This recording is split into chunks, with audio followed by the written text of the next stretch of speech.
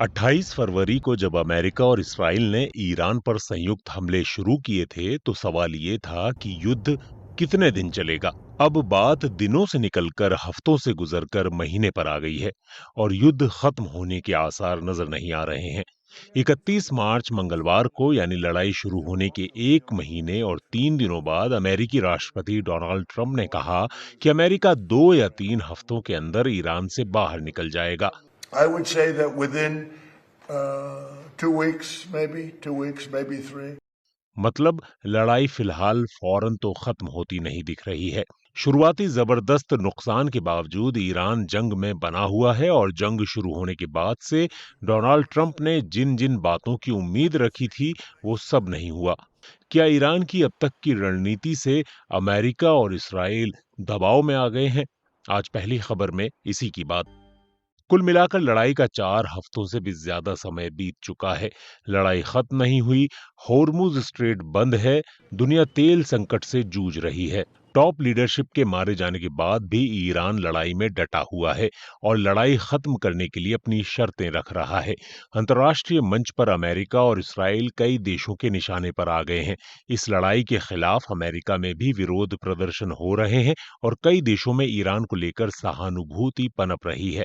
यानी ईरान अपने war tactics और डिप्लोमेसी से अमेरिका और इसराइल के खिलाफ काफी हद तक माहौल बनाने में कामयाब रहा। अंतर्राष्ट्रीय रणनीतिक मामलों की जानकार हैप्पीमोन जैकब के मुताबिक युद्ध की शुरुआत में अमेरिका और इसराइल ने जिन बातों को लेकर रणनीति बनाई होगी, उनमें से कई चीजों को ठीक से नहीं आंका गया। हैप्पीमोन जैकब ने बीबीसी न्यूज हिंदी से कहा, पहली बात तो ये कि ट्रंप के तौर तरीके और उनका व्यक्तित्व मुख्य समस्या रही है। उनकी डिप्लोमेसी को धोखे के औजार के तौर पर इस्तेमाल करना, किसी नए राष्ट्र प्रमुख को सार्वजनिक तौर पर अपमानित करना और खुद के शुरू किए गए युद्ध में सहयोगी देशों के शामिल होने की उम्मीद करना, साथ ही ईरान पर हमले के लिए जिनेवा टॉक को बहाने के तौर पर इस्तेमाल करना ज्यादा विशेषज्ञों के गले नहीं उतरा।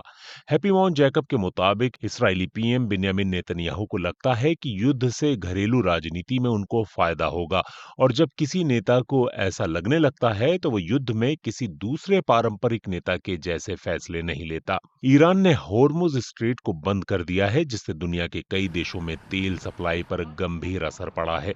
ईरान ने भारत, चीन, पाकिस्तान समेत बस कुछ चुनिंदा देशों के जहाजों को ही अब तक सीमित तौर पर होर्मुज से निकलने की अनुमति दी है। इस वजह से इन देशों ने ईरान के प्रति सहानुभूति वाला रवैया अपनाया हुआ है। इसने भी अमेरिका और इसराइल को असहज किया है। हैप्पीमोन जैकब कहते हैं, पहले समझा गया कि ईरान हॉर्मुज स्ट्रेट बंद करने की धमकी को अमल में नहीं लाएगा क्योंकि इससे उसके भी व्यापारिक हितों पर असर पड़ेगा।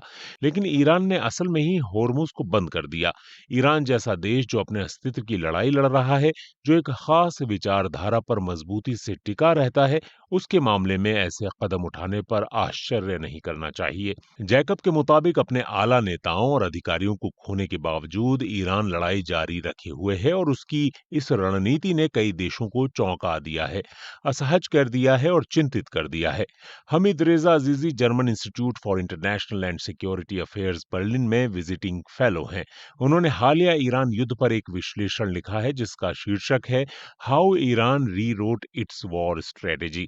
इसके बारे में कार्नेगी एंडोवमेंट से बात करते हुए उन्होंने ईरान की रणनीति पर चर्चा की। उन्होंने कहा, ईरान ने मिसाइलों और ड्रोन का इस्तेमाल करके अहम बुनियादी ढांचों को निशाना बनाकर अमेरिका और इसराइल के लिए युद्ध की लागत बढ़ा दी। वो कहते हैं, ईरान ने जानबूझकर इस युद्ध को क्षेत्रीय संघर्ष के तौर पर पेश किया है। ईरान इस टकराव को द्विपक्षीय संघर्ष की तरह नहीं देख रहा है, बल्कि इसे एक मल्टी थिएटर कन्फ्लिक्ट के तौर पर पेश कर रहा है।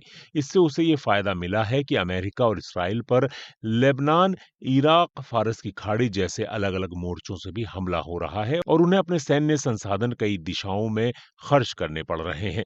इससे ईरान ने अमेरिका और इसराइल के लिए भी अनिश्चितता की स्थिति बना दी है और उन्हें पता नहीं चल रहा है कि अगला हमला उन पर किस दिशा से होगा। उनके मुताबिक ईरान की रणनीति शुरू से ही युद्ध जीतने की नहीं बल्कि थकाने वाली रणनीति पर आधारित है। वो कहते हैं, ईरान युद्ध का फौरन अंत नहीं चाहता बल्कि समय के साथ सैन्य, राजनीतिक और आर्थिक दबाव बनाए रखना चाहता है ताकि विरोधी पक्ष की लड़ाई को न सिर्फ उनके लिए बल्कि उनके सहयोगी देशों के लिए भी महंगा कर दिया जाए।